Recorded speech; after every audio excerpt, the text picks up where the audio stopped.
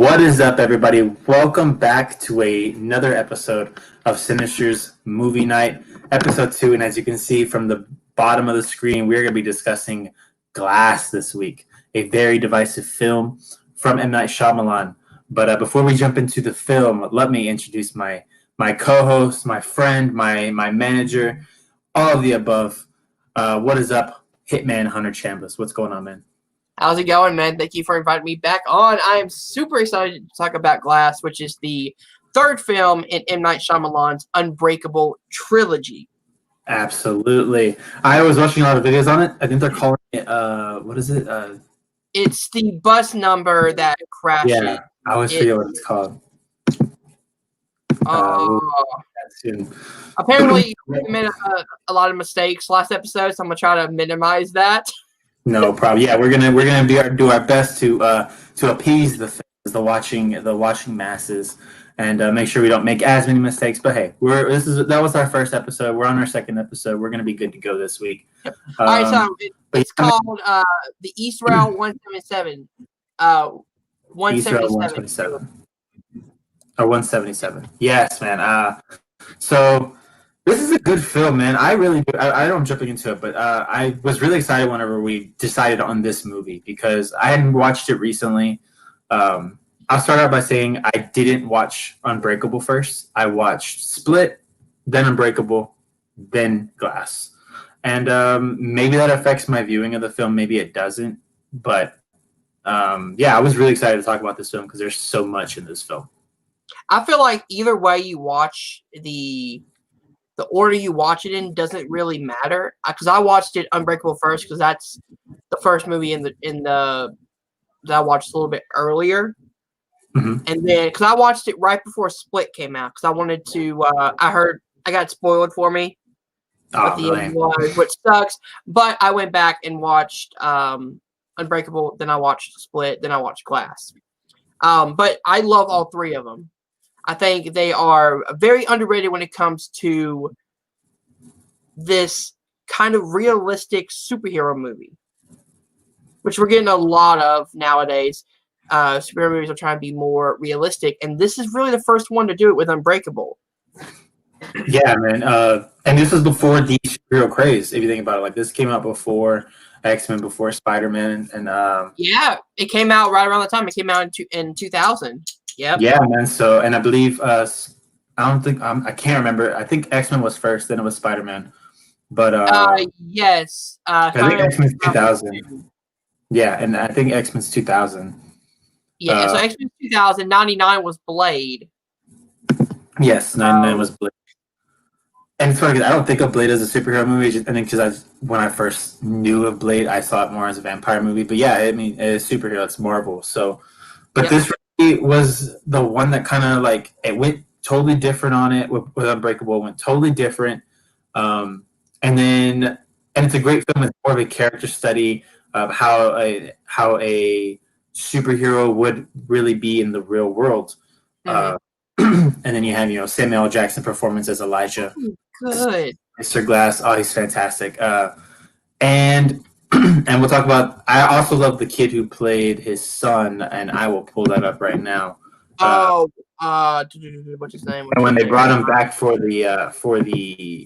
Glass, like I literally jumped up. Like, oh, they got the same guy, like awesome, like the same kid, because he was immediately Colin Becker. Yeah, no. Colin Becker. He's no. That's David. Different. Sorry. It is. I got it right here. Spencer Treat Clark. Yeah, Spencer Treat Clark. So, and as soon as I saw him in this one, I was like, oh, wow, like, that's the same kid. Like, I can't believe they brought him back to do that. And, of course, I was like, where's Robin Wright? But, we find out what happens to her later on. Yeah. But, yeah, this was kind of like the superhero film before the came out. And it was Unbreakable was fantastic. Split comes with a surprise. Split was so good.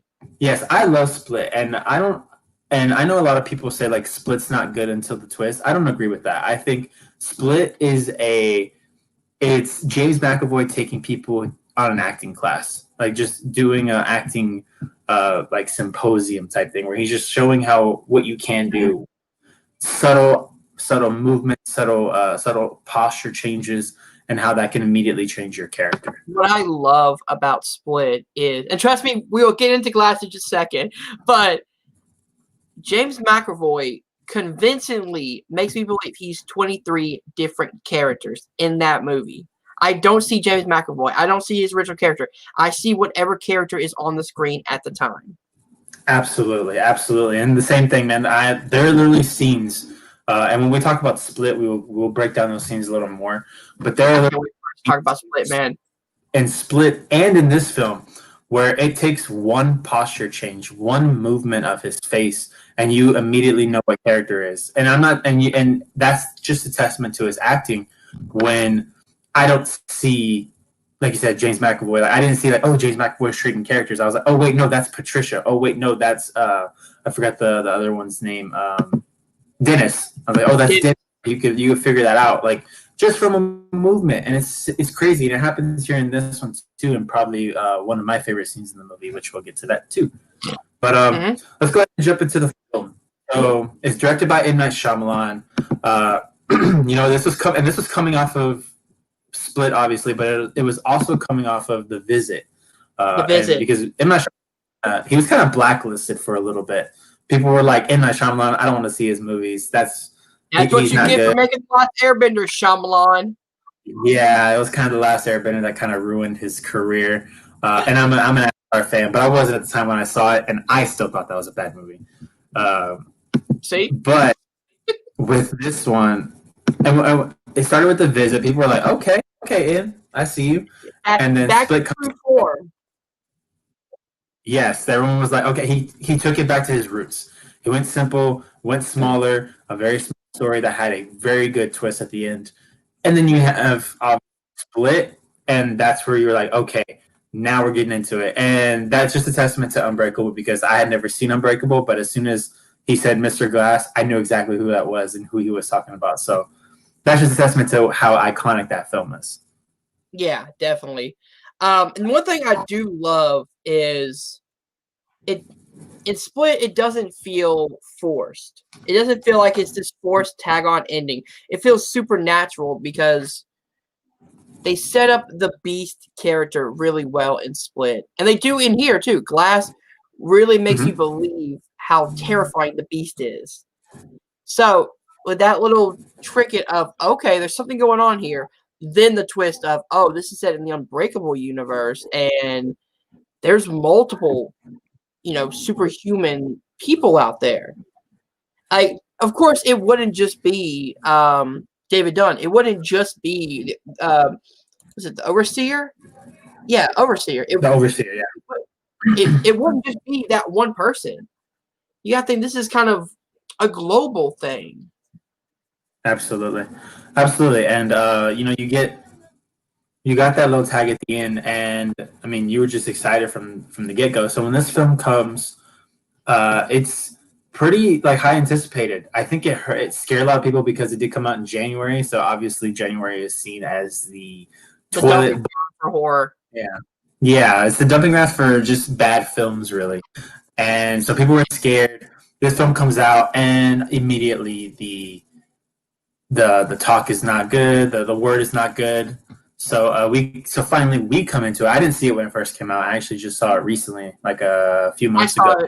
I saw it when it first came out in theaters. And to be honest, I saw it like 3 times in the theaters. Sweet. See, so it found its audience, and we'll get into why. But the film immediately starts out with I believe it starts out with you seeing Kevin, you seeing that he's taking some more girls, and you've seen that he's taking more girls. I think there's 3 of them this time, 3 cheerleaders, and then it kind of cuts to David and his son basically fighting crime. They go and they literally, he finds this people that beat up this one kid. I think they beat up a guy. I think a homeless man. Yeah. And finds him. He goes back to the house, takes care of him, and he mentions, I think he dropped a little hint of, we're still looking for that guy, and we're still looking for the horde, because I think the word, word came out. His name is the Horde. Yeah. So I like him. Yeah, and I don't think that's the name of. Oh no, it is the Horde. Okay, I was thinking yeah, the that's the Horde. word. When I first saw it, I thought the Horde was like the place where the cheerleaders were, but no, they actually call them the Horde, which again, not a bad name. Yeah, that's a good name. I mean, I think it's better than Overseer, personally.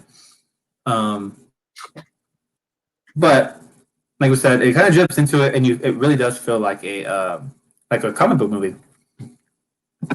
You got your Definitely, hero, a villain. You just don't know how Mr. Glass is going to come into that. he And he's the trick. He's yeah, somewhere where, and that's the thing I love about Elijah is that he's not really a villain. He works somewhere in the middle. well, we can probably disagree on that one. He does kill a lot of people. He does, he does, He's but the Lex Luthor of this universe. you can see his point of view though. 100%, just like Lex Luthor. I do think that's a really good that's a good the comparison. Yeah, Is Mr. Glass is Lex Luthor. He's the one, even though he's not necessarily creating Superman like Elijah created. I don't think he created, I think he discovered, but he created the Horde, really.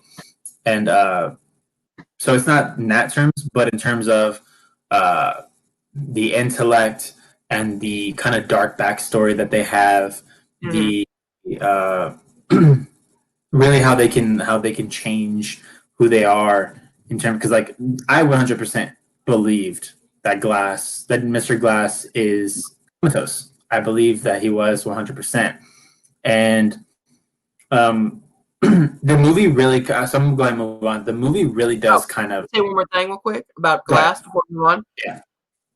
I believe Glass's transition more than I do Lex Luthor's transition. Lex Luthor to me seems just like he's a great character, but he feels like he's this rich, like kind of privileged guy who's now taking it out on the people. Mm-hmm. Glass, Elijah, you can see why he went down this road. Yeah, and I think it would matter. It would be more based on which iteration of Lex. I would probably say film Lex. Yeah, I agree with you. Yeah. What's it called? Smallville Lex? No. Smallville Granted, Lex I is haven't watched Smallville, so I don't know what happens, but yeah, he's got a messed up backstory that you 100% understand. There's literally a part where I won't spoil it. Never mind. I won't spoil it. okay, There are plenty of scenes like please get on Smallville. Smallville's fantastic. It I is will. I binged the hell out of that. My favorite Lois Lane, Erica Durant's. Do with that what you will. But so yeah, we kind of hit the ground running with this because immediately like we're jumped into he's walking around a certain area because Joseph has kind of triangulated the area that the Horde is in, and he bumps into Hedwig. He bumps into Hedwig while he's walking out, and it's because Hedwig's gonna go change into the Horde. He's gonna go change to the Beast. He's Yeah, kind of Hedwig might be my favorite of the 23 personalities. I love when he's Hedwig, So adorable. and he breaks your heart, dude. He really does break your heart at some points. Mm-hmm. But the he's kind of been tasked with becoming the Beast. Patricia's kind of put that responsibility on him, which kind of put the 9-year-old kid. The responsibility of becoming the Beast, but you know he does it right every time, and immediately that we get the big fight between them, where you really do see that their powers are legit. That he's got thrown. Literally, he hits one of the cheerleaders with a table, I believe. Yeah. Table at the cheerleader. They go tumbling out of the building and are immediately surrounded by all these people. Sarah Paulson basically saying, not to shoot. That she's going to bring them to this facility. They're there. And you are immediately Sarah Paulson is trying to convince these people or explain that these people don't actually have powers. They have issues. They have a disorder that makes them believe they are superheroes. Which I love this this storyline of like, Mhm.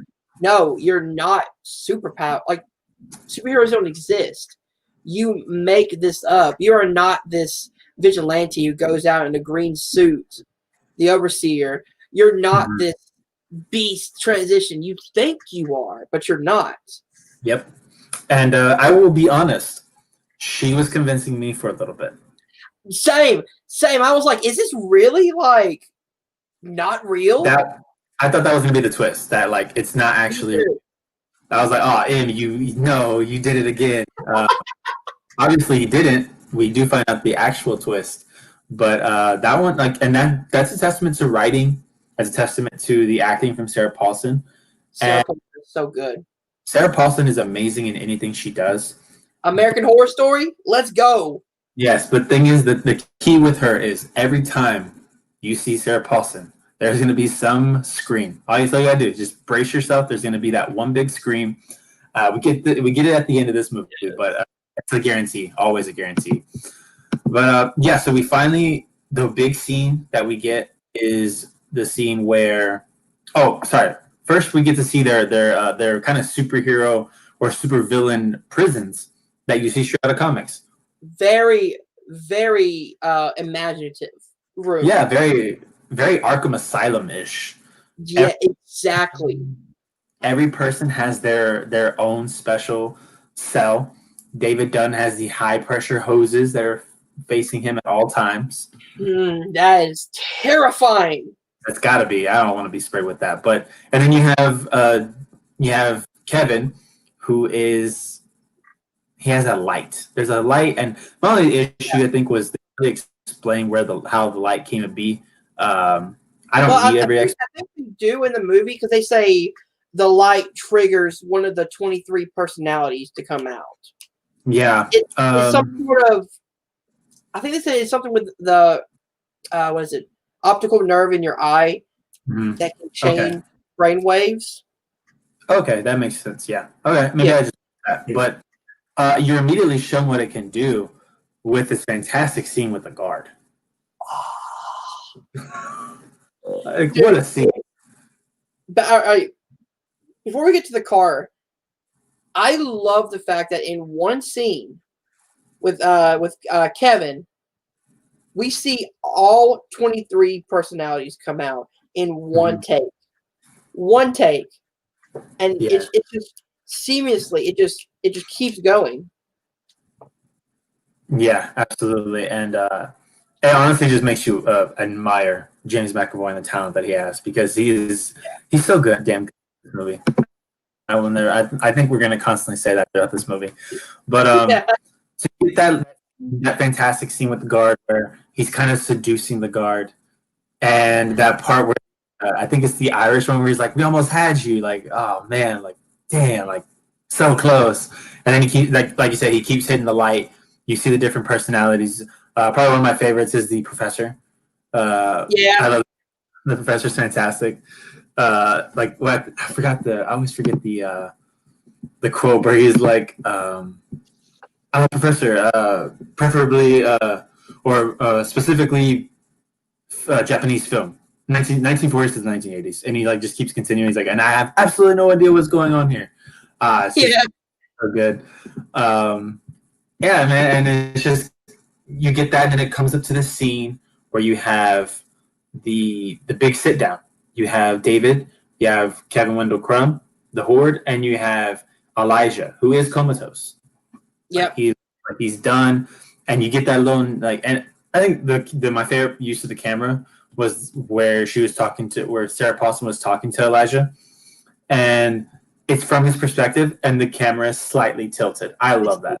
Yeah. That was a nice little detail that I don't think has been mentioned at all. And I was the first thing I noticed. I was like, I like that camera angle. Yeah, the camera work is really good because it seems like all three main leads, Kevin, David, and Elijah, have their signature camera angle. And they have their signature color too, their signature palette. Because you see it in this scene where it's kind of, I don't know how they did that light, or the camera Yeah, it's like green in the middle for David. Was it purple for Elijah? Or a yellowish. No, yeah. And another use is when, because Joseph's trying to like kind of explain his dad's, like, so he can get his dad out. He's going to comic book stores, and so is Anya Taylor-Joy's character. Let me get her name real quick. It is Casey Cook. Casey Cook. So they go to this comic book store. There's a point where you're looking at Joseph. The camera's facing Joseph, and you have it says heroes on one side, and it's green. Villains. And it says villains, and it's purple. And I'm like, that's such a nice little. I don't think you noticed this. It's this exact same. Or have you seen Unbreakable? Yeah. It's the same. Yeah. It's the same comic book store.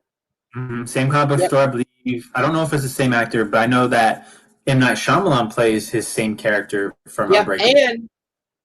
And the side that has the villain, which is purple, that's the exact same side that Elijah was in Unbreakable. That's a good point. Thank you for that one. Yes, man. Because he turned to one side and Elijah's sitting there in his wheelchair in Unbreakable. M. Night did such a great job with the details in this. That's why when we get to a lot of the problems that people have, a lot of the reviews that I listen to and kind of breakdowns is not bad writing. It's just they didn't like the choice. And that's perfectly fine to not like the choice. But everything came down to M. Night executed everything he wanted to execute in this movie. Every little decision he made was made because that's exactly what he wanted. And to me, it worked perfectly. For others, it didn't. That's okay. Yeah. But for me, it worked great. And you see those choices. You see those choices in. Go ahead. I'm sorry. Oh, no. I think we're on delay. You might be on delay. So, yeah. But I do agree that, which we will get to the ending in a minute, the ending can sour a movie. But to me, if I love a movie in the first two and a half acts, but the ending is subpar, I will let it go because I do love the movie. I can see why people would not like this ending, and to them, it would ruin the entire movie for them. I totally get that. But, for example, last week, you and me both hated the ending to Superman the movie. Doesn't mean we hate the movie. We love the movie. I'll say that. No, I agree with you. A bad ending, it has to be a hell of a bad ending to ruin a movie for me. Yeah. But to me, I think it's all about that climax and the meat of the film that makes the film for me. So if a film has a great start and then it bores me to tears in the middle, by that, I don't care about the end. Or if it really just, to me, it comes down to the middle. Like that's where you spend the majority of the time watching the film. It's right there in that meat of the film, and it's partly the reason why. And this might be controversial. I don't necessarily like Us. Hard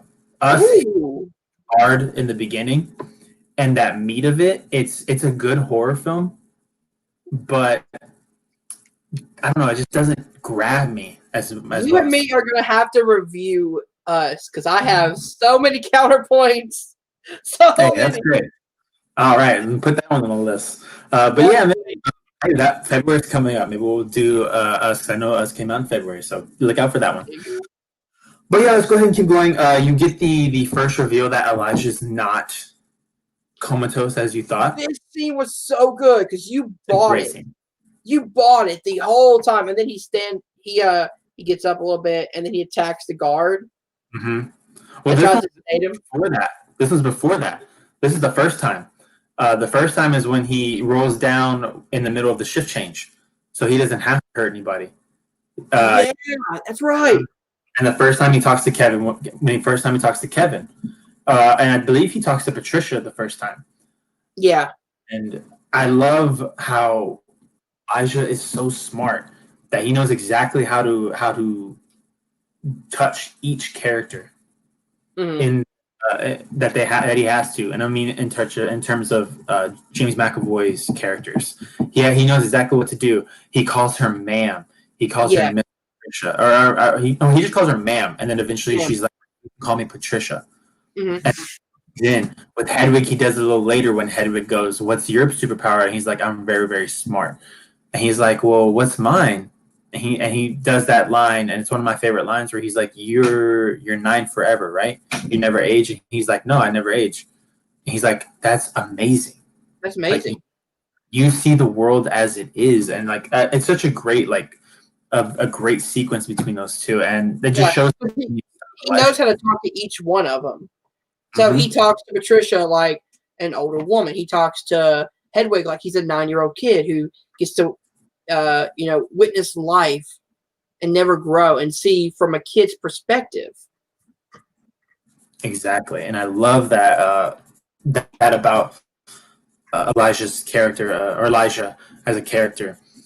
So you get that first one. He basically says, we're gonna do this. We'll be ready tomorrow night. And then he gets back to his room, and he's immediately told, "All right, we saw you on the camera." And I was like, "Oh, like Elijah didn't plan for this? Crazy! Like, oh my god! Like, what's gonna happen now?" Turns out it didn't matter. Yeah. Yeah, he planned it 100% down to a T. Everything went exactly how he wanted, and we finally get them going outside. He gets to see the beast for the first time, which it's a great scene of him, that camera angle where he's walking towards the and you see it later at the end of the film where he's crawling on the wall towards the camera. Yes. And he ends up, the beast likes him because Patricia, I hope for your sake that he likes you, and he does like him. Oh, because it's because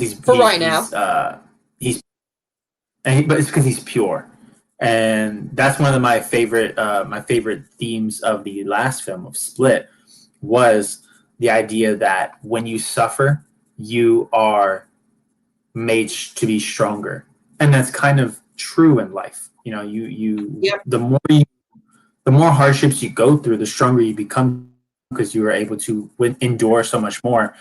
And he tells Elijah that you are pure. So let's go ahead and do this. And they go to Casey's arc absolutely Stockholm syndrome. Yes. Yes, Stockholm syndrome embodied. Really, the embodiment of Stockholm syndrome is Casey Cook. Mhm. But I love Anya Taylor-Joy. She's fantastic in the film too. But and you get that scene later, and we'll get there. But you finally get the big fight. Oh, the look on on David Dunn's face when he hears Elijah's voice is amazing. Best I've seen from Bruce Willis in years. Bruce Willis does try his best in this movie. He's actually giving his best. Absolutely, and he finally breaks it down, and he tells him it's all about what is it? The Osaka building, I believe it is the building that they're trying to get to, and you get all this talk about the Osaka building. Yeah, the Osaka building in Philadelphia. Yeah, and it's and Elijah says big moment where the heroes reveal themselves and they have a big battle for all to see, and it's building up to that. And man, I really was looking forward to that. There's even a part in the fight scene where after. I think Alec just broke up on us, ladies and gentlemen. Absolutely. So yeah, the fight's going on. We go outside finally. Oh, are you? Did I? Are you good? Oh man, you're breaking up just a little bit. I think I'm good. Can you hear me? Can you see me? You're blurry, but I can see you and I can hear you for right now. So, okay, as long as you can hear me, y'all don't need to see me. It's not nothing great to look at, guys. It's okay. So the climax of the film happens. This is when we get the big fight. Finally, David comes out. They're fighting. And I believe Sarah Paulson is like, yo, I was wondering this too. She was like, everyone get away from the windows. They're all hopped up on heads and all this other stuff, and I'm frozen again. Are you? I was, but I think we're good now. Technical issues. Yeah, man, I'm in the worst room that I could be in, but this is the only available room. As you say that, But I'm actually gonna cut out. Okay. Yeah, I'm gonna cut out and then come back in. Give me a second. All right, I'll take it from here. So yeah, guys, we have this big battle.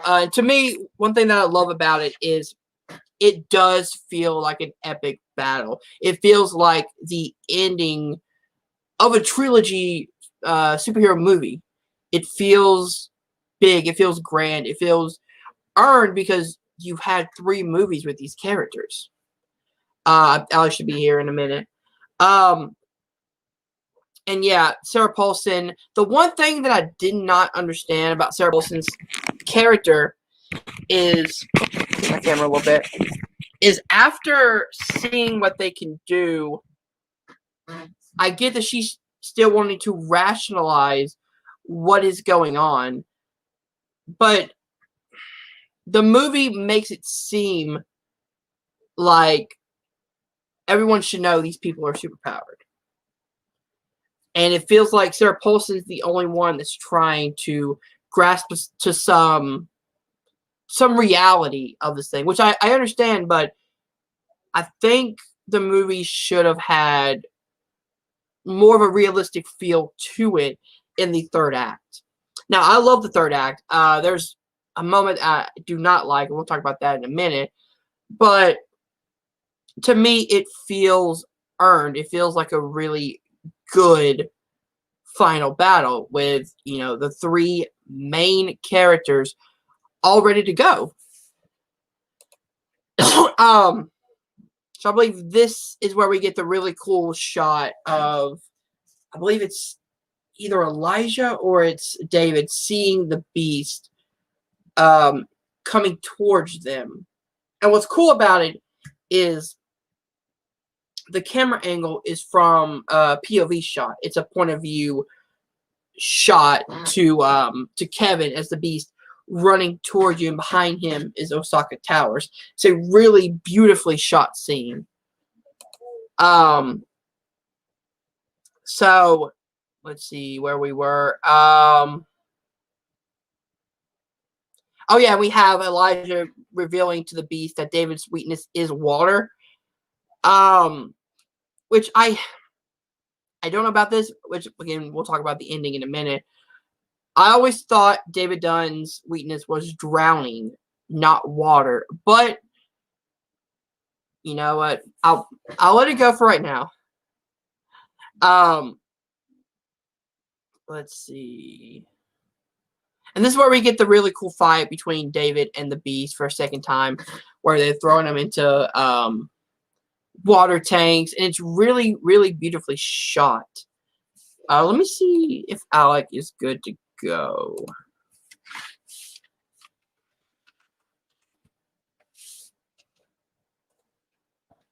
All right. So yeah, it's really beautifully shot. I am gonna wait a minute until Alec is back because I do want to talk with him about the ending of this movie and what I think could have been done better. Oh, let's see.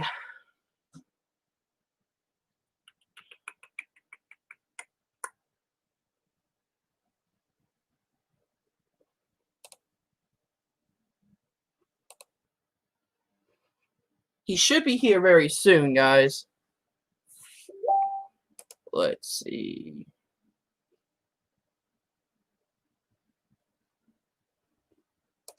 Alright, showing internet issues.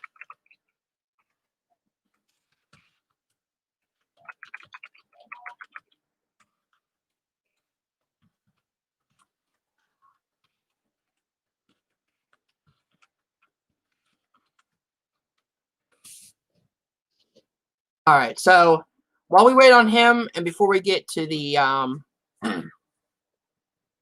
ending, let's see.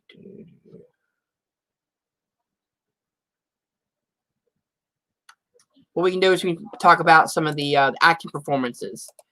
I think all of them were really great. James McAvoy, again, we keep talking about him. He makes you believe that there's 23 different personalities in his body. 24 if you count the Beast. Oh, the host is back. Yes, and did change rooms. This should work better. But yes, where were you? I was talking about the final battle, and I was at Elijah telling the Beast that David's weakness is water, and then I went into I thought that David's weakness was drowning, not just water, but that's where the ending comes in that I don't really like. Yeah, I think that's probably the only detail of the film I don't like, because I don't mind the ending, but yeah, that's the big part where it's like it seems like they changed it, and maybe that's for a certain reason. Maybe M. Night Shyamalan kind of wrote himself into a corner, making the guy unbreakable, and he just had to come up with a way, and just said, you know what, instead of drowning, it's water in general. So, but drowning could have worked even better. Yeah, I think so too. I think, but maybe I don't know. Maybe they didn't make the beast strong enough. I don't know, but it doesn't hurt it, but it doesn't make it easier to digest the film. I'll say that. So I was also talking about the different acting performances while you were gone. But we can get to the ending real quick if you want. Yeah. So let's go ahead and get to the ending where after the beast he throws him into the water. Water tank. Into the water tank. Yeah. He breaks out. There's water everywhere, obviously.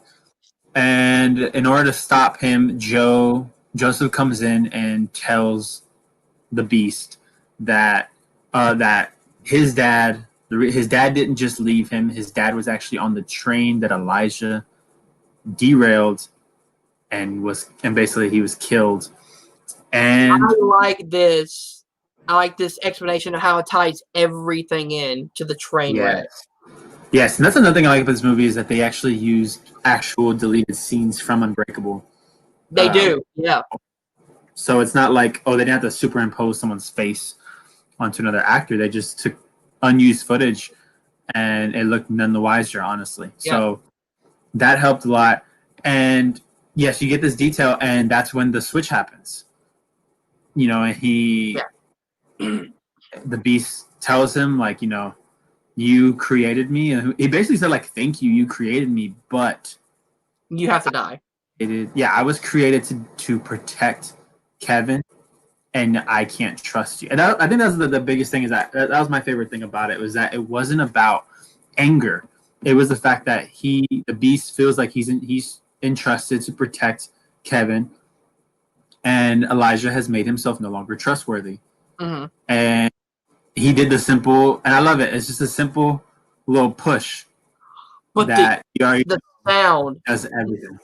His body, it sounds like broken glass. Yes, it does everything you have to do. You feel it. Yes, 100%. It's because it's as soon as he hits him, you already know, like, that's lethal. That's lethal. Deadly. Lethal. Yeah, because of what his condition is. So you get that. You get Casey running to Kevin, to the beast, saying that she wants to talk to Kevin, put Kevin in the light. And it all came back to what Sarah Paulson's character said. 1 second, I just want to make sure I got her name correctly. It is Dr. Ellie Staple. Ellie told Casey after her first meet, after she went to go see Kevin the first time, because when she noticed that when Casey touched Kevin, or touched whatever, if it was Hedwig or if it was Dennis, I think it was Dennis. When she touched Dennis, Kevin came out. Yeah. And it became hard for the others to hold the light. And she said, you don't know the power of affection, like what an affection and a loving touch can do to somebody. And you see that here. Immediately, she's able to control the beast. And she tells Kevin, you know, stay with me, like stay in the light. He says that he doesn't want to be there. It no longer becomes Kevin not being able to hold the light. It becomes about Kevin not wanting to hold the light, not Well, wanting. it's probably because To this is what I got from the movie. Kevin was scared. yeah, it's just he's been through some stuff. Kevin has had the other 22 personalities to fall back on. He's never really been in control. This is the first time that he's actually been to the light. Yeah, and don't forget like what triggered it. What triggered his kind of dark thing, or him going down that path of the horde, taking the light. Because in Split, he wanted the light, he just couldn't hold it. He wasn't strong enough to hold it.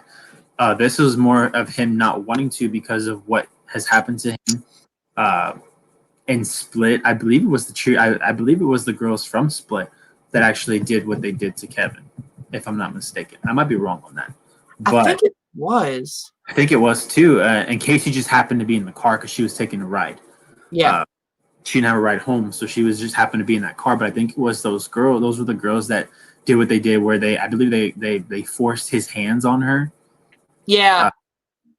And that's one. He's already a disturbed individual, and like that's messed up to do to anybody. Yeah. You destroy someone's life that way, and I think after that, he just kind of didn't want. He didn't want to endure what he didn't want to have to deal with what the horde did really, and he was like, you know what? No, I'm done. I'm gonna let them take it over. This is them, not me. But this is the moment that he does come back from it, and unfortunately, it was also the end of Kevin. I don't like the way he went out. It could have been done better. I'll disagree with you on that one. I'll disagree with you on that one. I like the way that he went out. I like that Casey was there. I like that you also got to see a little acting from James McAvoy again. The changing from the different characters, and you got genuine fear from every single character. I think the most heartbreaking one to me was Hedwig. Just saying how much it hurts and stuff. Oh, dude, like it's a great scene. The only thing I don't like is how quick he went out. It was literally he turns into Kevin, he gets shot. Yeah, and I can see what you're saying because I was thinking the same thing until I got what M. Night Shyamalan wanted, which was the actual ending of the film, which we'll get to soon. My biggest problem, and we're talking about it now, David Dunn. Yeah. David Dunn is the one that I have the biggest problem with of how he went out. He didn't get a lot to do in this film. Which was okay because this wasn't really his film. I get that. I'm fine with that. I don't like the way he went out. Yeah, like he basically was dragged by literally a faceless man. We don't ever see the face. It was nobody.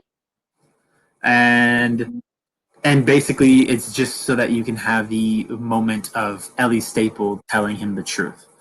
And I mentioned it before.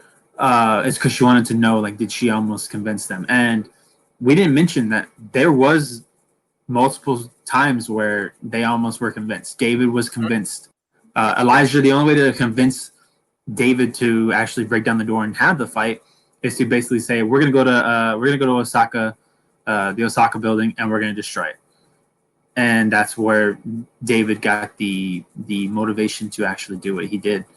And then even then, like, Patricia was starting to doubt. Yep. And she was 100% starting to doubt. And she even says in her dying scene, "Don't ever tell them that I didn't believe," which I thought was like a nice little touch. She was like, yeah. She's like, "I always believe. Don't let them think that," even though she was so close to not believing.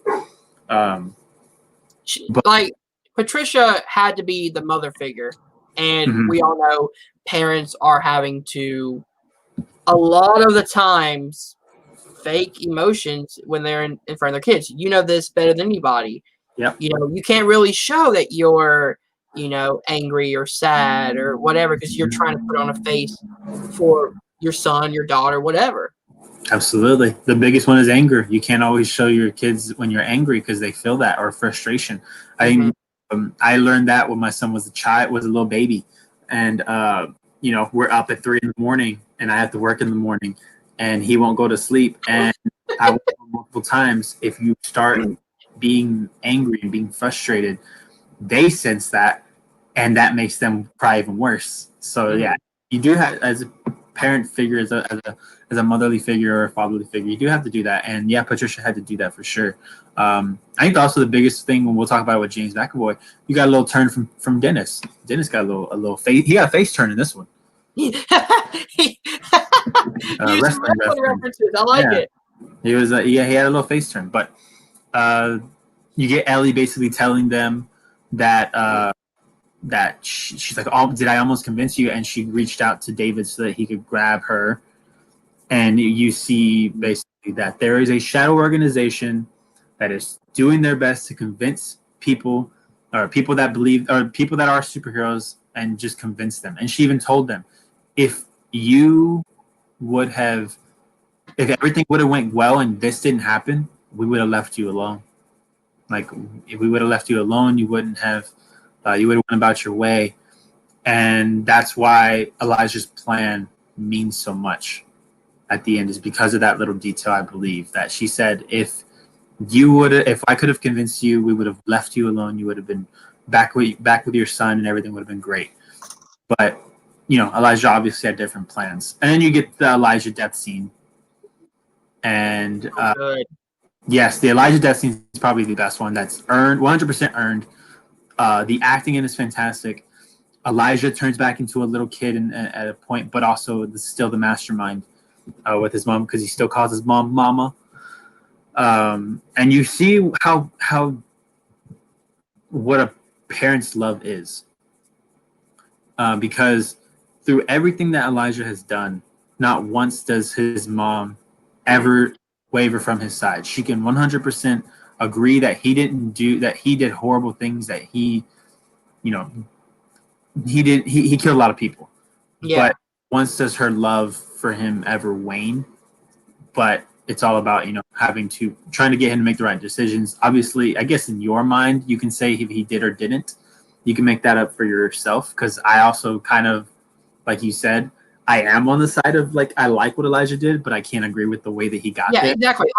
And again, I'm not saying he's a good guy, because he's not, but you see where he's coming from.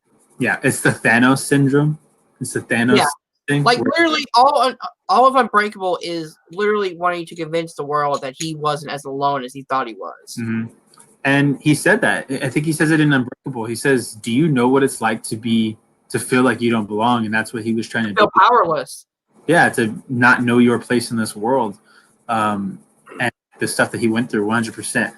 And you get his plan. I mean, you find out, and you're like, I think the one scene that I should have known there was another shift coming was when his mom was like, it didn't go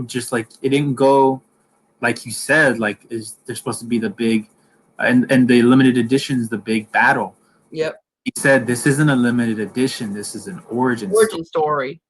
And which is a great line. That's a great line. That's something I didn't pick up on the first one. It didn't mean anything to me when I first read it. When I first heard it, the first time I watched it, the second watch, he's 100% correct.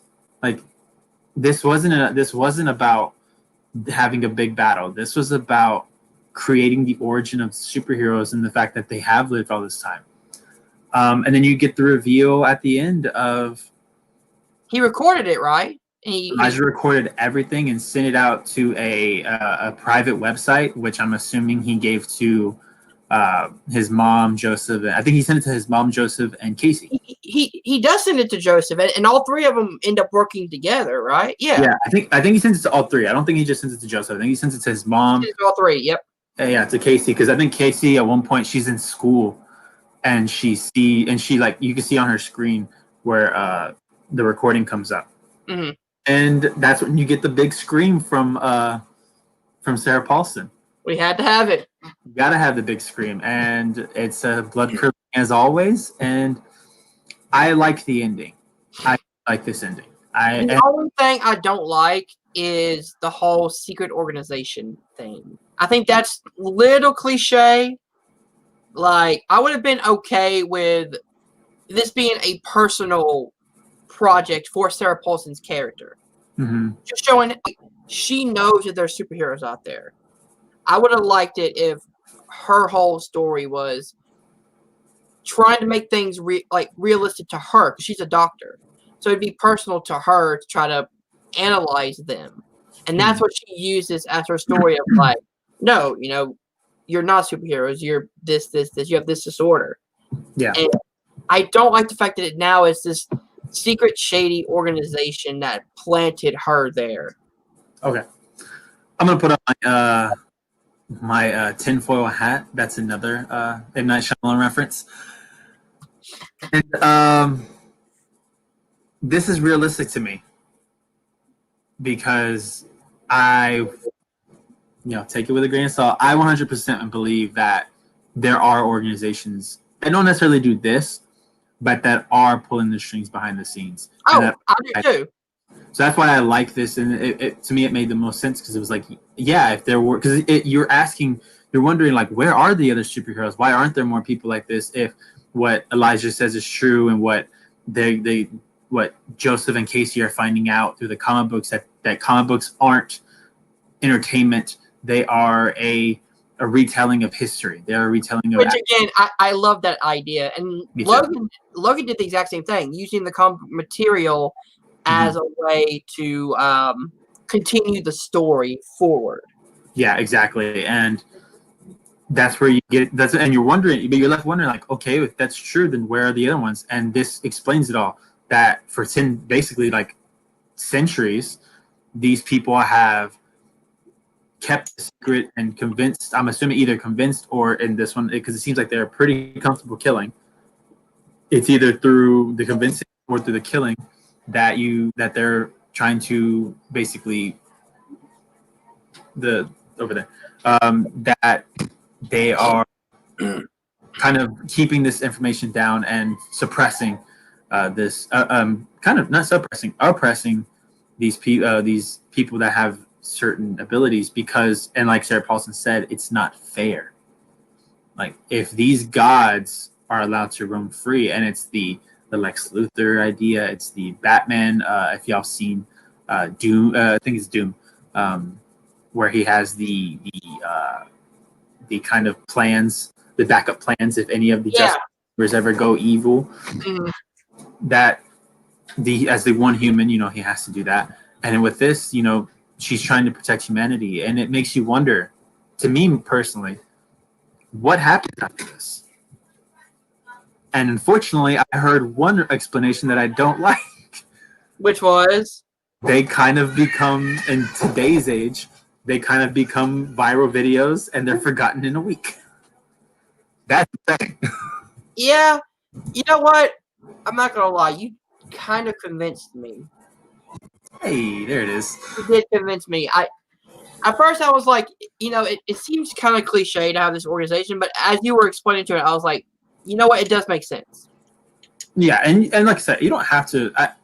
This wasn't bad writing by any stretch of the imagination. I think that M. Night, he had this plan from the get-go.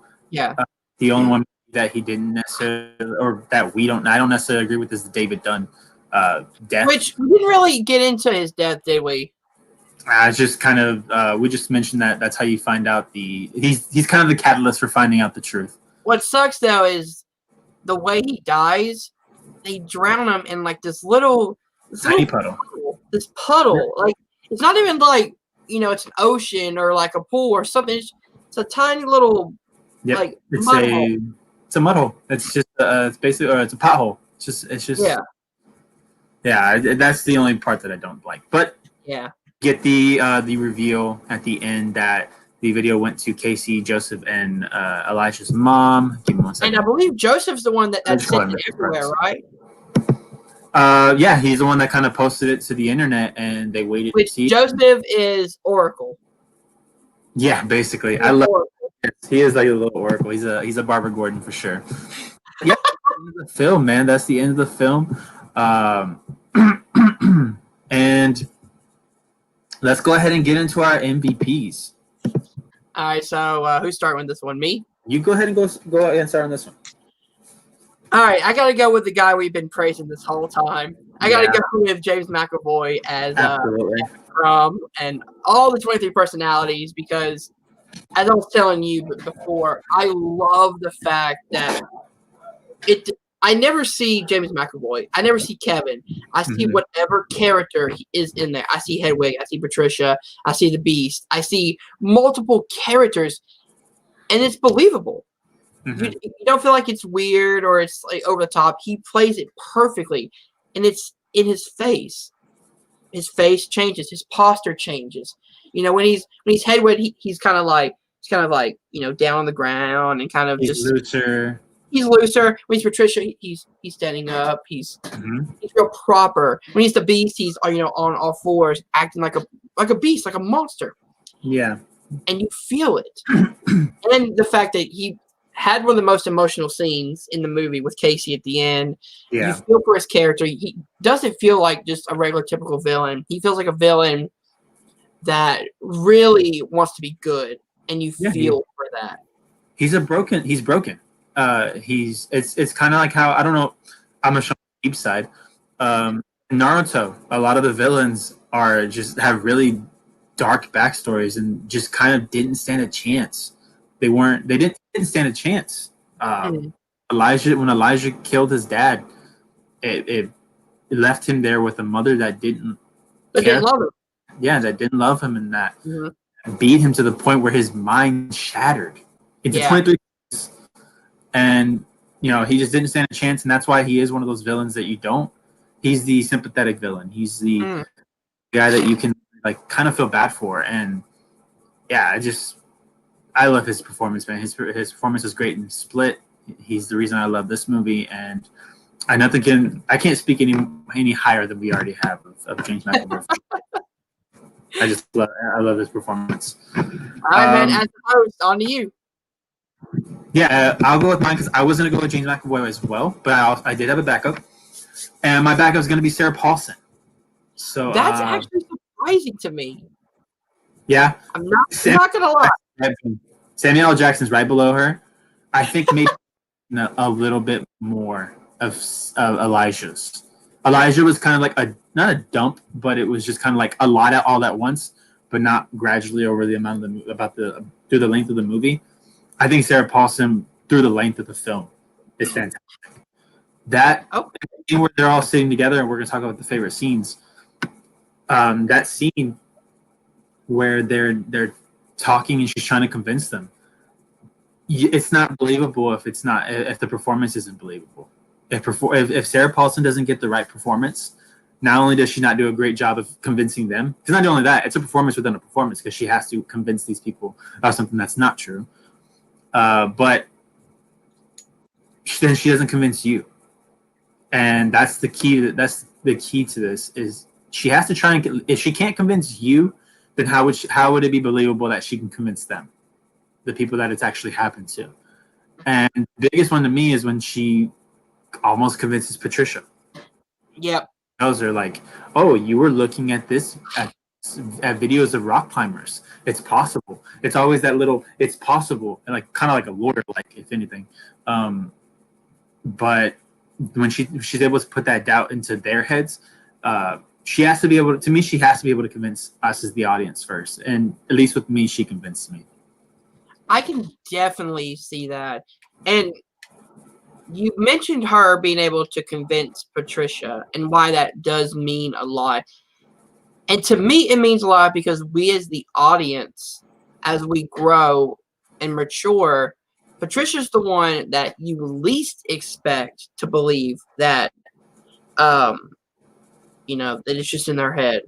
Because she feels like the mother figure. She feels like, no, like, I know that there's different personalities in all of us, and that the Beast is real because she's scared of the Beast. And when she's able to convince Patricia, that's a big moment. Yeah, because don't forget, she was the one that kind of convinced the rest of the Horde. Beast. She's the one that she was the kind of the catalyst for bringing the Beast in. She was all about the Beast. And she was able to convince Dennis, and therefore. Yep. I don't even believe all of the other ones in Split were behind the idea of the Horde. They were just kind of like they were forced out of the light, and it was all Patricia, Hedwig, and Dennis.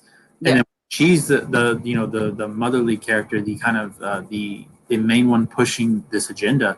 When she's shown to have doubts, like I said, I believe if she doesn't convince the audience. If Sarah Paulson doesn't convince the audience, then how are we supposed to believe that she can convince them? And Yeah. first, that's my favorite scene, and obviously the she always seems, and it's also with Sarah Paulson's acting. She always seems to be holding something back in all her characters, and I think that's hard to do. To always look like you, to look like you're hiding something, but you're not hiding something. Oh, that's tough, man. So that's why I picked her. If Samuel L. Jackson had maybe just a little more, I would give it to him. But he kind of had a bunch of dumping all at once. Here's one that I want to give a special shout out to. Anna Taylor-Joy as Casey Cook in this movie is fantastic. I'm a huge fan of her from The Witch, like in a lot of great movies, but this one she plays the Stockholm syndrome really well. It's not Harley Quinn where it's over the top. No. It feels believable. It feels like because she was held captive, she starts to slowly fall in love with Kevin, not really the rest of them. And what's sad is that love is what ends up killing Kevin at the end. Yeah, because I mean, if he's the beast the whole time, the bullets don't break through his. Yep. So I'll put you. I'll definitely agree with that one. She's definitely up there. All right, let's go ahead and get to favorite scenes, so we can go ahead and wrap it up. All right. You want to start with this one? No, you go ahead. This one's your week. All right. So, favorite scenes. I think I talked about it when you were gone. Now, this is more of a favorite shot, but it has to do with a scene in particular. Mm-hmm. I love the shot where you see the beast running towards the camera, and it is set in Elijah's point of view, and you see the beast running, and behind him is Osaka Towers. He's running towards the camera. Yes, I know exactly what scene you're talking about. I think any scenes where he's running, I was like, man, like he had to do that. That's crazy. Yeah. We talked about the camera so much. The camera work in this is fantastic. The direction in this is great. Yep. So go ahead and bring up yours because I know which one it is. Yeah, man. My favorite scene is the one where they're all three sitting in the room. She's trying to convince. I don't need to go on it. That's my second favorite scene in the whole movie. I love the way that she convinces them, and then that scene she kind of convinces the audience.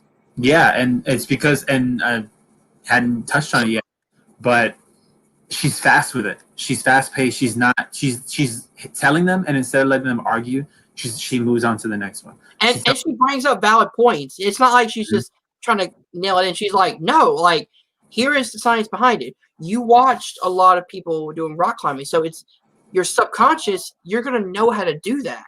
And she said, she never deals in absolutes. She always says, it's possible. It's possible. Saying it's true, not saying that's what happened, but just admit to yourself. You can admit to yourself that it's possible. It's just, as I said, it's just like a lawyer.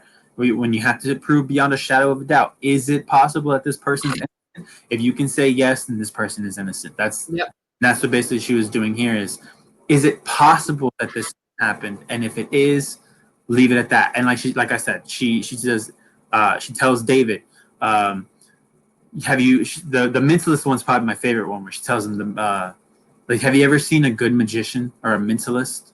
Now she's like, I'm talking about an actual real mentalist, and they can take one glance at you and figure out all these things about you and guess and kind of just guess their way to it. She's like, it's possible that that's your talent, that you're really good at inferring things, and it can come as a picture of something. And when she says, I'm not saying that that's what happened, but just, is it possible? And then boom, right to Kevin. Doesn't let him talk, jumps right to Kevin. And she has that, and I don't know, this is just a great scene. And the lighting, like I said, you have because it's Elijah, Kevin, David, it's purple, yellow, green. It's beautiful camera work. It's fantastic acting from both, from all three. So yeah, I love it. I have one more favorite scene, and again, it has to do with James McAvoy, which go for it. It's the light scene where we see his room, and in rapid fire. Rapid fire. We get all 23 personalities at once. Absolutely. And you believe it. I agree. I love that one. That scene's fantastic. You know, we already touched on it before, and yeah, it's great. Such a good scene. All right, so if you're ready to move on to the underrated, overrated, and perfectly rated. Let's see the Rotten Tomatoes score. Yeah. 37%. 37. Really? That's insane. You want to go ahead? We both kind of agree. Yeah, this movie's completely underrated. It's tragically underrated. Blah. It's tragically underrated. The fact that 37, like if it was at a 50, I'd be like, okay, I get it. Maybe. Because of the divisiveness. It's divisive. It's a lot of expectations. But 37, wow. Really? How many people disliked it? What is that? That's 63% disliked the film. Mm-hmm. Wow, that's just insane to me. It's crazy. I don't. All right, so here's a question for you: What would you rate this movie? Out of what? Out of a Rotten Tomatoes rating. Oh, out of Rotten Tomatoes? Yeah. I give it. You account David's death, dislike that.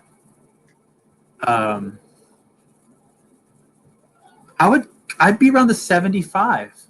That's what I'm thinking. Like 70, 75 easily. Because the ending does, especially David's death, I understand. But if the rest of the movie is as good as we said it is, and I think it is, then I don't get why it's at a 37%. All right, I think, and I just pulled up the Rotten Tomatoes page on this. I would agree more with the audience rating. So the audience score is 67%. Yeah, see? I think a lot of people, they didn't get necessarily what they wanted. And that's a lot of reviews that I saw. Like I'll shout out Chris Stuckman. I watched Chris Stuckman's review, and he said he disliked the film the first time he saw it, or he said he wasn't ready to give a score.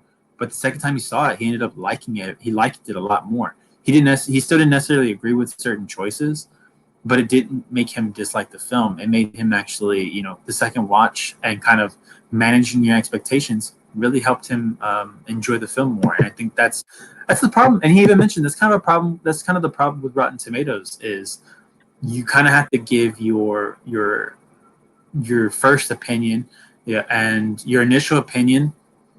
And sometimes films take you a few times to have to go see. Yeah. So shouts out to Perry Nimroff on the Glass review, because this is something I do kind of agree with. Now she has it as a negative. She says, with a movie jumping from character to character so often, it just didn't have flow or pacing or tone. That I kind of understand. When you're jumping between 3, 4, 5 characters, it can feel jumbled. Now that's a review I completely understand, but there's someone here. Hold on. Is it the same one that we're looking at? Because I have one too that I wanted to read. Which one is it? Trace Truman. Trace Truman. It's not what people are going to expect, and it isn't that really just the Shyamalan way. Yeah. Like he subverted your expectations. He made you. But to counter argue that, The Unexpected is not really the best, because I loved The Village, hated that fucking ending. Oh, same. Honestly, I gotta go back. I haven't seen The Village in so long. So this one I don't really get why he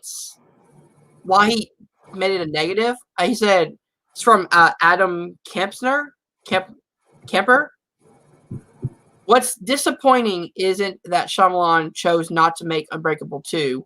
It's that what began so successfully with Unbreakable has developed into such unsatisfying pulp, void of any real humanity. I completely disagree with that. Same here. I do too.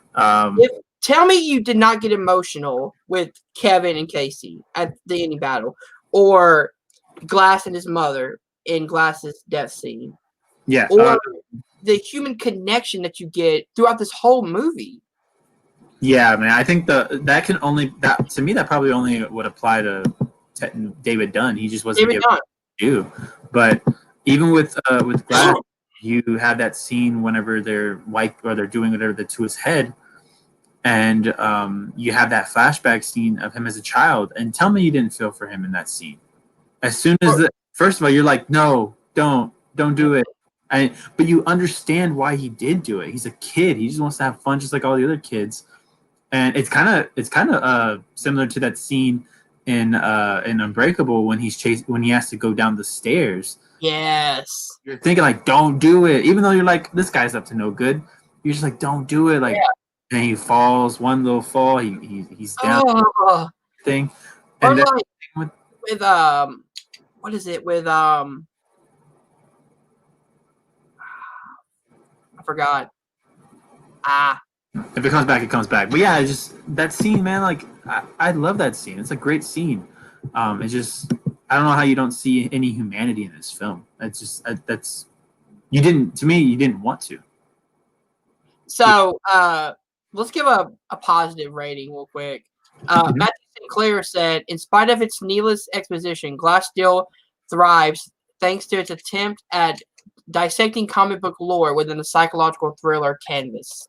I agree with that one. I agree. There is a lot of exposition, but there is a lot of exposition in this movie. And I love that it didn't come out earlier, because we didn't have the superhero genre. If it had come out years before, the superhero genre is not what it is now. So you do get and it's with the constant constant looking forward to, there's supposed to be a big battle, and you're like, yes, let's see that big battle, because your expectations of a superhero film is in the climax you get a big battle, and this one you got more of it's more personal. It's more of a character development, and as Glass said, it's not a final battle, it's an origin story. It's an origin story, and that's why I love this film, man. I really do enjoy it. This is probably one I'll probably go back to. I need to watch the whole trilogy again. I haven't seen Split in so long. Split might be one of my favorites. It might be my favorite of the trilogy. Same. I think, and some will disagree. I actually go Split, Glass, Unbreakable. Now, see, I love all three, but I got to go Split, Unbreakable, Glass. I love Unbreakable probably too much, to be honest. But maybe my expectations were a little high, because I had such high expectations for Unbreakable, because I was like, I heard so much about it. So I was like, let's see what it's all about. And it is a much more darker, it's a much more slower film. It's a slower burn, and that'll turn a lot of people off. If you go into really any of these movies, I mean, even Split, it's got a great pace to it, but it's a really slow burn movie. Yeah. I wouldn't even say it's a slow burn. I like slow burns. So it is a slow burn, Unbreakable, and I was enjoying it. It was the ending. Not that it was a bad ending. It just kind of ended. Yeah. And that's probably my biggest issue with it. That's probably my only issue with the film. It just kind of ended. And like, when you're wanting more, I don't necessarily know if that's a sign of a good of a good ending. It's not a sign of a good writing. If you're like, wait, what? No, like that can't be the ending. That, like, to me, like that's a sign of not hitting it. The only thing I will say in defense of that is Shyamalan knows how to write a script where if his movies is done well, you want to come back. And I think no matter what Shyamalan says, he's had this planned forever. Oh, I'm sure. He knew after Unbreakable did so well that he was going to come back to it. Well, I don't know if y'all know this, but he financed this film. Yeah. He financed this film completely. Same with Split. I think Split, he did a Kickstarter. Yep. I know with The Visit, he also did a Kickstarter. Yeah, man. Like, and I think that's the beauty of M. Night. And some people we might take for granted right now. I think a lot of people took it for granted for a long time. Of this man makes the films that he wants to make. Mm-hmm. It's the Kevin Smith way. He's not making films to satisfy the masses. He's making what he wants to make. And to me, I can't hate on that. I can't be like, I don't want to see a M. Night Shyamalan film because he doesn't make what I want. No, like that's what you go to see in Night Shyamalan films. What you go to see Kevin Smith. Kevin Smith doesn't give you what you want, or he doesn't give you what you think you want. He gives you what is on his mind and the stories he wants to tell, and that's what M. Night does. And it's completely self-backed. He believes 100. And that's an artist that you got to get behind, is someone who believes wholeheartedly in their craft. And I just think that's a great way to end this show right now. I think is Definitely. let's appreciate M. Night before he's gone. Yes, please. Exactly. But I will still give him shit for making Lost Airbender. All right, ladies and gentlemen. That's the one time he went off. He didn't. He normally does. I'm just saying. All right, Alec, go ahead and take us out. All right, man. So next week, the 28th, Thursday. We're here Friday, but we'll be here Thursday, our new day, and we're doing From Dusk Till Dawn. Hell yeah! And just like Superman, this is a first-time watch for both of us here. Yes. So I'm really looking forward to seeing this film. I believe it's either you're gonna have to probably rent it if you don't have it. I'm gonna rent it. Support your films. Please rent it if you haven't seen it. But also, why not put up the call? Put up the call. If any From Dusk Till Dawn lovers out there want to join, please feel free to hit me up or Hunter on Facebook, and we'll be happy to have you join us. It'd be great to have a third voice, maybe someone who knows the film backwards and forwards. Exactly. Yeah, that'll be great. I go ahead and. All right, man. So, thank you so much for joining Sinister's Movie Night. I'm Sinister Alec Miller. You can catch me on Twitter at AlecMiller0423. And you can also find me. I'll go ahead and plug some more stuff. If you are a Houston area, if you are a Houston Rockets fan, this coming Monday I have a podcast called The Red Glare coming out, where me and a friend of mine will be talking everything that went down the world of the Houston Rockets and other basketball stuff. Also, my first episode of the MMA podcast, the ANS podcast for 2021, will be next Wednesday. So please check that out. We'll be talking about McGregor versus Poirier. And let me go ahead and throw it to my co-host, Hunter. Go ahead and plug your stuff, man. All right, guys. If you did enjoy this, hit the like button, subscribe to Nerd Entertainment Network down below. Thank you guys for watching. We'll see you guys soon. Peace.